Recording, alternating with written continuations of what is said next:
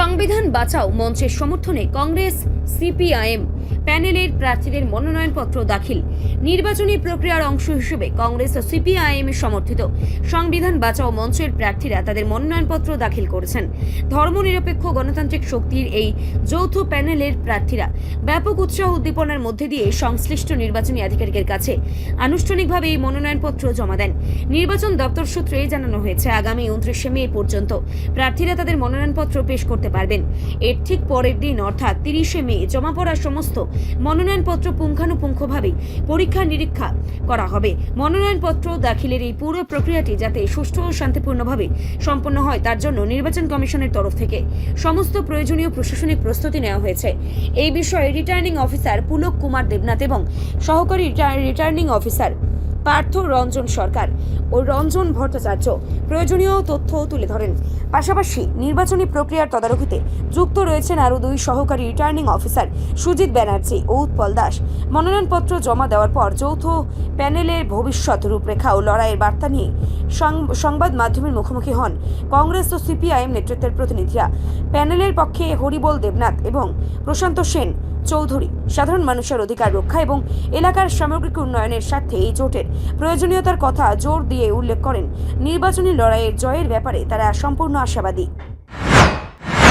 আজকে ত্রিপুরা বার অ্যাসোসিয়েশনের যে ইলেকশন 2026-2028 নমিনেশন পেপার আজকে সাবমিট করার দ্বিতীয় দিন, সেই দ্বিতীয় দিনে আজকে আমরা এখন পর্যন্ত পেয়েছি টোটাল, আজকে জমা দিয়েছেন টোটাল 15 জন বিভিন্ন পদে, কেউ প্রেসিডেন্ট, কেউ সেক্রেটারি, কেউ ভাইস প্রেসিডেন্ট, কেউ মেম্বারদের মধ্যে মহিলারা 3 জন দিয়েছেন রিজার্ভ সিটের জন্য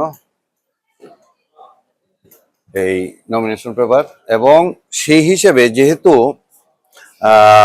একটা 28 তারিখ একটা বন্ধ আছে, আমাদের নমিনেশন পেপার সাবমিটের লাস্ট ডেট ছিল 28 তারিখ, 25 তারিখ থেকে 28 তারিখ পর্যন্ত, এবং স্ক্রুটিনির ডেট ছিল 29 তারিখ।